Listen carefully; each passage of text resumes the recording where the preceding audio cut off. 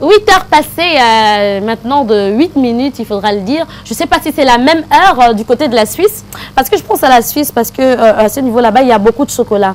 Et quand je pense au chocolat, ça me fait dire qu'il y a beaucoup de personnes qui arrivent dans les magasins et quand ils voient le chocolat, ils en raffolent, ils peuvent se donner à prêter. Je ne sais pas si ça fera des kleptomanes, je ne sais pas. Mais si tu fais ça dans un supermarché ici, mon ami, il faut aller payer.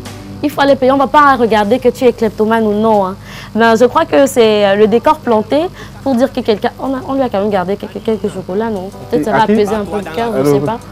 Le prof, que quand sa femme l'élève... J'ai pas dit le prof, j'ai dit on lui a gardé quand même quelques chocolats. Est-ce que j'ai dit à... Lui, finalement, c'est qui? Lionel. Ah, c'est Lionel. Je parle de Lionel. En fait, moi, je parle du coach. Ah non, moi, je parlais pas du coach. Un coach, quand sa femme l'énerve, il dit, vous allez payer. Aujourd'hui, ma femme est énervée, vous allez payer. Oh là là. Maintenant, on ne va pas payer aujourd'hui. Mais je pense que pour que le coach soit content tous les jours, il faut qu'on devienne les amis de sa femme. Là, on va dire... Voilà qui est bien dit. Fais ça bien. Oui, hein. fais ça bien. Il faut masser le sang. Il est mangé quoi? Fais ça. Il ne peut pas sur le poulet qu'il aime. Il ne peut pas le poulet. Et puis tu sais comment il va venir en classe le lendemain? Non. Bonjour Méran, bonjour, ça va? Tu vas bien? La vie est belle? Tu as déjà commencé les corrections? Tu as commencé?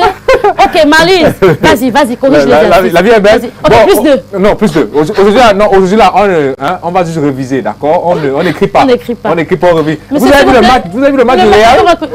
Oui, pour mon avis. Ça, c'est le meilleur club à l'heure actuelle. Ça, c'est le jour où le prof a bien dormi. Continue à pas cours aujourd'hui. Non, on va faire quoi après? On revise d'abord. Il y a d'abord le match et tout ça. Mais vous voyez que Cristiano Ronaldo, c'est un bon joueur, non? Oui, coach. Il fait, après 30 minutes, c'est là où vous dites que bon, on revise un peu. Ça puis il fait quoi? Bon, de toutes les façons, on fait quoi la semaine prochaine? Allez, le coup fait partie. Parce que là, osons croire ce matin que le coach a bien dormi quand même. Oui. Que la leçon sera digeste. Allez, le coach Makoso est dans ce studio. Et c'est l'heure de la motivation. Ben, ça commence par la danse. Et il ne déroge pas la règle. Oui. Parce qu'il fait partie de la règle aussi. Let's go!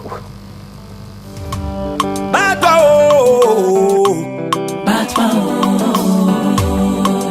oh, mon ami.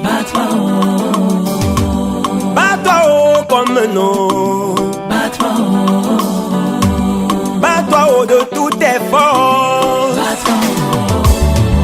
Pendant que les autres travaillent, tu passes ton temps à t'amuser. Pendant que les autres se battent, tu passes ton temps à dormir.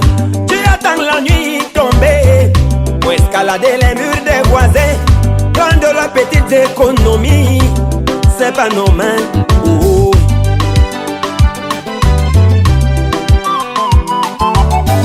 Pendant que les autres travaillent, tu passes ton temps à t'amuser.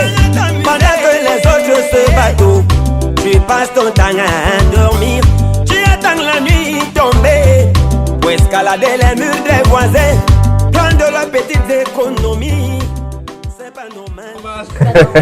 Allez, vous savez, aujourd'hui, je vais faire plus 5. Audibert, il est gentil. Bonjour. Bonjour, je vais très bien. La famille, ça va? Ça va pour le mieux. Le mariage, ça donne? Ça donne très bien, 10 sur 10. 10 sur 10? Oui. Ça m'inquiète, ça. Pourquoi? Non, ce moment, c'est 10 sur 10. Il y a le moment où c'est 3 sur 10. Normalement, ça ne peut pas donner 10 sur 10 comme ça. Non, c'est 10 sur 10. Ça, c'est la sociologie. Non, 9 et demi. Non, 10 sur 10. 9, c'est bon. 10 sur 10 en ce moment. Il y a des jours où c'est 2 sur 10. Il y a des jours où on te note même pas. Il y a quelqu'un qui est hypocrite parmi vous, c'est sûr. Quand on est surdoué, on est au-delà de la moyenne. Là-bas, là, c'est pas bon. Et maintenant, ça va? Par la grâce de Dieu, on pense que les choses vont bien. La fausse chérie, ça va? Oui, ça va. Elle se porte pour le mieux, même si... Ça va très bien, la veste est lourde. Même s'il y a quand même des exigences par là, ça va. Ça va quand même. Ça va. Elle vous tient bien? Oui, elle joue son rôle. Elle est là pour jouer son rôle. On parle de qui là? D'elle. On parle d'elle qui joue son rôle. Elle qui joue son rôle. Une fausse femme là-bas. Tu veux savoir de qui on parle? Oui. De mon autre qui est l'autre, qui est finalement l'autre qui constitue la famille. C'est voyou, en fait. Ne pas dire devant tout le monde. Oh là là. Voilà, parce que ça va gâter le marché. Ça va gâter le Non, marché. mais attendez, je suis un homme occupé parce que j'ai tellement à faire. J'ai mon boulot, j'ai tellement de choses quand même. Vous êtes occupé, n'est-ce pas? Posez-moi des questions maintenant. Alors, elle va, votre chérie, elle va bien? Ben, super, comme l'aurore. Elle a dormi bien? Ben, superbement bien. Vous étiez à ses côtés ou vous étiez Non, je loin suis pas d'elle? à ses côtés, j'étais en Vous elle. dormez loin? Je suis dans son cœur. Vous êtes Ouais. dans son cœur. Bien entendu. Ça veut dire que qu'elle dorme loin de vous, près de Qu'elle vous, soit... vous êtes dans son cœur. C'est qu'elle soit en Chine ou en Libye, je suis dans son cœur. Je ne sors pas là-bas. Waouh, superbe.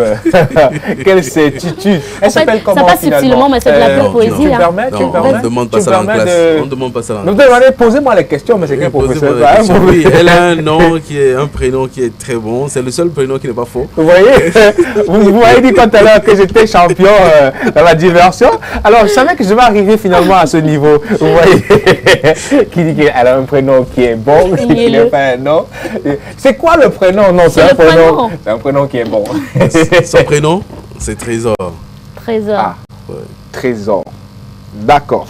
Il n'y a pas de dissertation à faire sur le prénom de toutes les façons. Le prénom de ton côté, c'est lequel? De mon côté, Oui, c'est Mariette. Mariette. Ouais. T'es sûr? Sûr, super sûr. D'accord. D'accord. Et C'est de noté. ton côté, c'est? C'est la rente qu'il faut faire, c'est la cotisation. Tout à fait. Oui. Parce que j'ai entendu des personnes dire qu'il y a des meilleurs danseurs et tout. Mais ça, c'est un autre exercice. Ben, c'est deux, Arnold Babois. Ah, c'est juste c'est deux. Arnold et Babois. Il n'y a, pas- il y a pas... Il n'y a pas deux sur ça. C'est un prénom. C'est un prénom. Ouais. Deux, ça va ensemble. Arnold Babois. Non, Vraiment, ça, il y c'est a un des faux gens truc. qui mélangent les faux trucs. De toutes les façons, on passe à l'essentiel. Merci quand même pour tout cela. C'est la preuve qu'on a une famille. Et C'est ça, mardi d'amour on l'a aussi, toujours hein. dit, hein, la force d'une famille réside sur la solidarité de ses membres. Tout à fait. Plus on peut se comprendre et on peut vivre ensemble, unir pour bâtir. Alors, coach, ce matin, le choix du thème, c'est bien sûr la kleptomanie. Déjà, hier, on en parlait. Et c'est une continuité. Et on essaye d'orienter en entreprise pour qu'on puisse comprendre que même les directeurs ne sont pas exempts du cas de Si figure. vous pouvez laisser sur les directeurs. Ben Bon, écoutez, c'est pas ce que dans une entreprise, le summum, le top management, c'est le directeur. Donc, il faut commencer par le haut quand même pour dire que c'est un sujet qui touche tout le monde finalement en entreprise. Alors, coach, allons-y rapidement en entreprise ce matin. On dit à Audibert d'ouvrir d'essuyer le tableau. Ben D'accord. oui, avec de l'éponge. Alors, Audibert, ben c'est vrai qu'aujourd'hui, on essuie le tableau avec l'éponge moderne parce qu'on écrit avec du marqueur. Hein. On n'est plus à D'accord, l'école bon. Donc, avec je me salisse la quand même. craie, tout ça. Non, Alors, ça, Audibert, c'est- s'il vous plaît, veuillez nous essuyer le tableau, je vous en prie.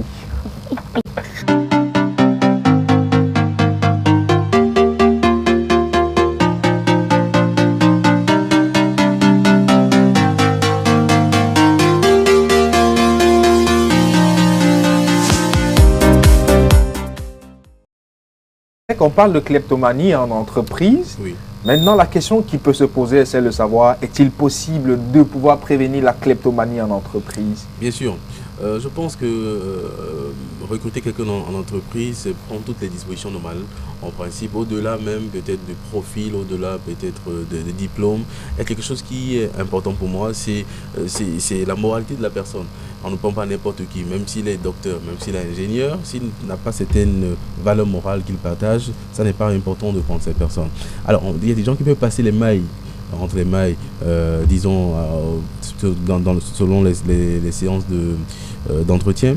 Mais au-delà de ça, c'est qu'il y a des dispositions normales en entreprise où on permet aux gens de pouvoir rester 2 mois, 3 mois, le temps qu'on puisse les évaluer, qu'on puisse savoir exactement si on ne s'est pas trompé là-dessus. C'est le stage professionnel, etc., ou l'immersion, etc. Donc, dans ces conditions, au moins, on peut être en mesure de capitaliser, en tout cas de voir si la personne est kleptomane ou pas, ou si la personne vole ou pas. Et dans ces conditions, je pense qu'on peut prévenir de façon plus heureuse, parce que ça ne peut pas s'ignorer en 2 mois, 3 mois que quelqu'un soit, disons, kleptomane et qu'il cache son jeu au bout de 3 mois. C'est pas possible. Un kleptomane, puis c'est une maladie d'emblée, il ne pourra pas se contenir au bout d'une semaine, 2 semaines. Il va arracher certaines choses, il va prendre certaines choses et il va se faire prendre au piège. Et là, je pense que c'est une prévention importante. Alors, ça, vous venez de le dire, mais est-ce qu'il n'y a pas de risque de se tromper pour la part, sans doute, des recruteurs? Parce que quelqu'un peut bien cacher son jeu, même d'entrée de jeu, c'est après vous vous rendez compte. Oui, au départ, oui, bien entendu, en entretien, bien sûr, quelqu'un peut bien cacher son jeu. Et c'est pourquoi en entreprise, on ne prend pas les gens systématiquement, automatiquement. Généralement, je veux dire, on va prendre des gens en essai d'abord pour voir est-ce que la personne va exactement répondre aux attentes qu'on a passées en elle. Et donc, dans ces conditions, bien sûr que c'est une phase importante pour l'employé qui veut intégrer l'entreprise, pour savoir exactement les valeurs à partager en entreprise, en sachant sont aussi les objectifs à atteindre pour voir est-ce que cela est en adéquation avec le contrat qu'il va signer, mais en même temps aussi aux employeurs de se rassurer de ce que celui-là n'est pas un serpent et que c'est quelqu'un de bien, quelqu'un de bon. Au-delà, bien entendu, des diplômes, on va évaluer sa compétence. Au-delà de la compétence, on verra bien les valeurs morales que la personne partage. Donc si la personne est impolie ou peut-être est kleptomane tout simplement, je pense que le choix va se poser sur quelqu'un d'autre plutôt que cette personne, bien entendu, parce qu'on ne voudrait pas avoir des idiots avec soi, on veut avoir des bonnes personnes, des gens qui quand même, au-delà de leurs compétences, ont la capacité ou le doigté de pouvoir vivre avec les autres de façon plus heureuse. Oui. Alors, coach, c'est vrai qu'il y a une habitude qui se développe dans les entreprises au Cameroun, et c'est peut-être aussi le cas ailleurs. On se rend compte qu'aujourd'hui, il y a ce qu'on appelle le principe de la vidéosurveillance. Et une fois que vous entrez, il y a des caméras un peu de partout. Ne pensez-vous pas que ces techniques-là sont de nature à frustrer les employés? Alors je pense qu'il y a beaucoup d'employés aussi qui pensent que c'est une suspicion permanente que de penser que tout le monde est voleur. Parce que quand il y a des caméras quelque part, ça sous-entend qu'on est en train de vous regarder, qu'on est en train de vous voir. Et que possiblement quelqu'un pourrait bien entendu se rassurer de ce que oui, si tu as volé, ça veut dire qu'on peut t'attraper. Si tu es kleptomane, on va te prendre au piège. Bien sûr que dans ces conditions-là, ça va être très compliqué et ça va être très mal vécu par les employés qui ne voudront pas, en fait, qui voudront qu'on le fasse confiance et qu'on ne soit pas tout le temps là à les suspecter ou à penser qu'ils sont potentiellement des voleurs ou des bandits. Alors moi je pense que c'est une question de perception. Ce qu'il faut faire, c'est d'avoir un certain dialogue de sincérité avec les employés pour leur montrer qu'en réalité la vidéosurveillance est là pour eux-mêmes, c'est pour le bien et non pas pour les espionner, c'est pas pour les détruire, c'est pour eux-mêmes pour deux raisons. Première raison, c'est que ça les protège par rapport aux invasions extérieures. Ça veut dire que des gens qui vont venir de l'extérieur pour opérer, peut-être pour shipper des choses, on va pouvoir les repérer facilement. Et ça, c'est pour notre sécurité. Donc, c'est pour la sécurité des gens qui sont à l'intérieur, probablement. Deuxième chose, il se peut bien qu'il y ait des malhonnêtes autour de nous, en tout cas, qui pourraient venir à shipper des choses, à voler des choses. Et dans ces conditions, on pourrait venir à jeter le propre sur tout le monde, à penser que c'est tout le monde le voleur, en fait. Parce que c'est quand même assez compliqué d'être dans un environnement où on va disparaître peut-être une chaîne, ou peut-être on va disparaître peut-être, c'est pas le maquillage d'une femme. Et dans ces conditions, on pense que toutes les femmes d'emblée sont suspectées et parce qu'elles pensent, on peut penser qu'elles peuvent voler. Donc, dans ces conditions, il y a un mal-être général parce qu'on se sent être, disons, désavoué quelque part quand même. Même si c'est pas soi-même, on se dit que potentiellement, on pourrait être voleur. Et là, il y a un manque de confiance parce que peut-être ça peut être Babois. Et pourtant, Babois, c'est une amie à moi, c'est une collaboratrice sur qui je compte, par exemple. Mais dans ces conditions, ça jette un peu de l'opprobre sur elle. Je me dis, peut-être qu'elle vole aussi. Vous comprenez, ça devient plus complexe, ça devient plus compliqué. Et je pense que la vidéosurveillance vient quand même remettre cela en perspective et permettre aux gens de savoir qu'on peut savoir exactement celui qui est le détecteur, celui qui est le voleur. Et donc ça n'est pas pour le mal, mais c'est pour le bien. Donc c'est une question de perception. Je pense aussi que quand on a à l'esprit qu'il y a quand même des caméras un peu de partout, ça nous amène à une certaine responsabilité. Bien sûr, le début, on dit souvent que la vue du gendarme est le début de la sagesse. Quand il y a un gendarme quelque part, on se range tout automatiquement. Et donc dans ces conditions, quand il y a une caméra, alors vous savez que vous devez vous raviser aussi parce que potentiellement on vous regarde. Et il y a par exemple, j'ai vu ça au Canada, on va dire, souriez, la caméra vous regarde. C'est vrai que ils ont une manière drôle de dire la chose pour dire soyez gentils, soyez corrects, soyez réglo parce que la caméra vous regarde. Bien entendu, ailleurs on m'a dit que ici surveillance. Voilà, vidéosurveillance. Donc faites attention. Quel que soit ce qu'on va dire, c'est qu'il y a quand même ça c'est les Français là-bas. Les Français sont durs, rigides, alors que les Canadiens ils sont beaucoup plus bébés en fait. Non, pas bébés, trop féministes, etc. C'est trop doux, on négocie tout, etc. Je n'aime pas ça du reste. Je préfère des choses dures aussi. Donc voilà, mais de toute façon, que ce soit de façon digeste, de façon dure qu'on le dise, c'est qu'au moins on sait que quand on sait qu'on nous regarde, on ne vit plus comme on vivait avant. D'ailleurs même l'enfant, même quand il s'amuse et il s'aperçoit que vous êtes en train de le regarder, il se fiche tout de suite et il cherche l'approbation dans vos yeux pour dire est-ce que vous aimez ce que je fais ou pas. Donc en réalité, le regard des autres nous fiche, le regard des autres nous discipline bien entendu parce qu'on sait bien sûr qu'il y a un jugement qui peut découler de ce regard. C'est ce qu'il faudrait faire en entreprise lorsqu'on constate qu'on a un collaborateur kleptomane, le fixer du regard pour qu'il se ravise. Bien sûr qu'il va se rassurer de ne pas être sous vos regards avant de chipper quelque chose, de dérober quelque chose. Donc vos regards seront vains en ce moment-là. De toute façon, À moins que vous ayez des regards de vaudou. Là, au moins, vous voyez tout, même ce qu'on ne doit pas voir. Ça, c'est différent. Bon, ça, c'est une parenthèse. On ne doit pas répéter ça ici. Bon. Après, la chose la plus importante, c'est que plutôt que de barrer la personne systématiquement, parce qu'il y a quand même une honte qui découle de cela, qu'on sache par exemple que votre collaborateur a 500 000 francs le mois, mais c'est lui qui a dérobé peut-être la boîte de sardines dans un supermarché, qui ne coûte que 300 francs. Vous voyez qu'il y a quelque chose qui ne va pas. Pourtant, il a l'argent pour ça. Donc, dans ces conditions, c'est quand même assez décrédibilisant pour l'entreprise. Mais ce qu'il faut faire, c'est qu'il y a une volée sociale en entreprise que les gens ignorent souvent, parfois les managers. Il faut un accompagnement. Au lieu de barrer quelqu'un directement, il faut voir comment est-ce qu'il faut aider la personne pour que la personne change. C'est une personne en part entière. Et la manière dont vous traitez quelqu'un, qu'elle soit en difficulté ou pas, rassure les autres qui ne sont pas encore en difficulté, en sachant que le jour où elles seront en difficulté, alors on pourra faire quelque chose de bien avec eux. Donc, il vaut mieux savoir qu'on a peut-être inscrit la personne chez des experts, en tout cas de ce domaine-là, de la psychologie, du psychiatrique, par exemple. Et donc, dans ces conditions, on peut aider la personne, même si ce n'est pas pour remettre la personne dans l'entreprise directement, on peut aider la personne de façon heureuse à s'en sortir dans la société, parce qu'après tout, on aurait fait œuvre utile. C'est une œuvre sociale. Je pense qu'il faut parfois qu'on se mette résolument dans cette voie du social. J'avais prévu vous poser quelque chose relatif à la personne kleptomane. Dites-moi, alors est-ce qu'on peut souligner le désir de se dire que j'ai pu voler et que personne ne me regarde et que personne ne m'a attrapé? Il peut avoir comment je dirais, le kleptomane peut-il nourrir cette idée? Juste le plaisir d'avoir pris sans que je me fasse siper? Exactement. En fait, le problème, c'est quoi? C'est assez, je vais dire, c'est suffisamment excitant de savoir que j'ai pu dérober quelque chose très rapidement. Donc, j'ai été intelligent, j'ai été fort, j'ai été grand.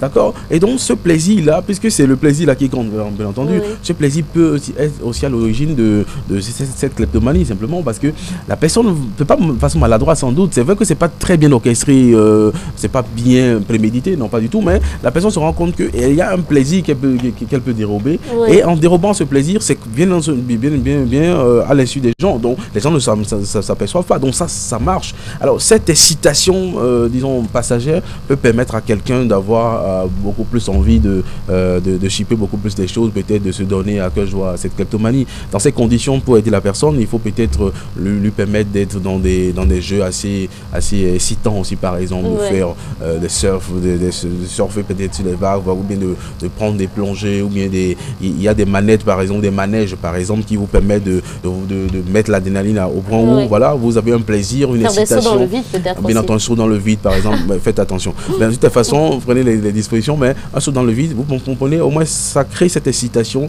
qui pourrait venir compenser un peu la fausse excitation de pouvoir chipper quelque chose qui est quand même mauvais, en fait. Voilà qui est donc bien dit encore, avec ce supplément d'informations relatif à la personne kleptomane en entreprise. Et nous vous disons merci, coach, pendant que nous vous souhaitons aussi de passer une bonne journée. Vous avez été gentil aujourd'hui, non? Ça va? Donc il n'y a pas de souci. Je n'ai pas dérangé, ma femme m'a pas dérangé aujourd'hui. Donc ça a été digeste. Je vous ai suivi dans les couloirs. Vous me regardez beaucoup là. Faites attention, j'ai su tout ça.